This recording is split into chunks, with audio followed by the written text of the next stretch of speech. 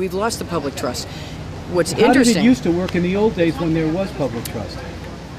I'm not sure we ever had a whole lot of public trust because ever since I came on, I got 1,700 votes. But what's intriguing, John and I got about the same. What's intriguing is that there's usually 700 or 800 people who do a protest no vote. So while it's a necessary evil to preserve what brings people here and what people love about Nantucket, people are fed up.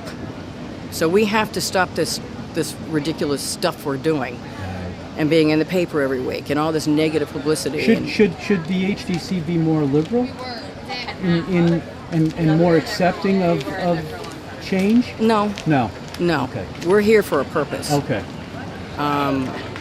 We're here to preserve it's very gray, let's face it. Okay. We're here to preserve the architectural ambiance of Nantucket, basically. Obviously, our mission is a little different when you're talking about the historic districts like downtown, yes. Old Matticat, Sconset. And there's some discussion about creating an Old Matticat district, Old Quidnet, Winnet. What would that mean? Would that mean that you couldn't put a trophy house up where there's a... No, there'd be a little bit more control. I mean, we'd look at it with a little bit different eye than something in Tom Nevers, which had no architectural context. 50 years ago, there's nothing there. Yeah, right, nothing. So that's a different... You got to look at Tom Nevers different than Tristram's Landing, than Old Matticat, than Old Winnet, as opposed to further out, Squam, let's say. Yeah, I don't know what Old Winnet would look like compared to Old Squam. There are some old structures, beach structures, turn-of-the-century structures on the water side. But those are small.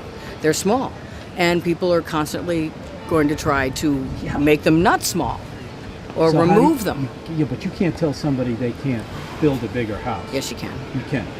Several years ago, I think Sandy Knox Johnson, a former member of the HDC, brought forth legislation that was supported that the HDC be given control over mass.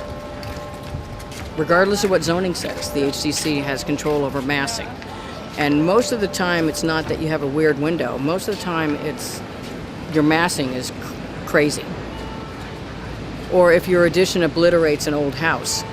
Whatever you do to an older historic structure or contributing structure that has some architectural importance has to be done sensitively with the original structure in mind.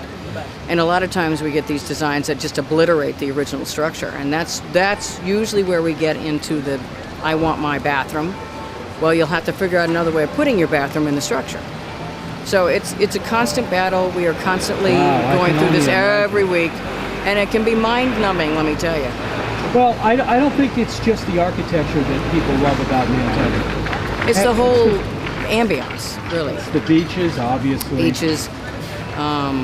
What the about fact that here's the difference with us between Williamsburg, Plymouth, Old Plymouth, is that Nantucket is an historical entity, and it's a living, breathing community at the same time. A lot of these preserved places look like, historical Disney World, whereas Nantucket is actually, you're living in the middle of history. You're living in the middle of all these pre-Civil War structures. We have the most intact number of structures apparently of anywhere in the country.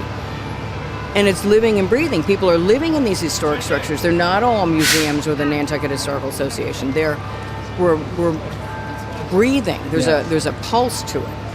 And it's trying to maintain the historical character while acknowledging there are new materials.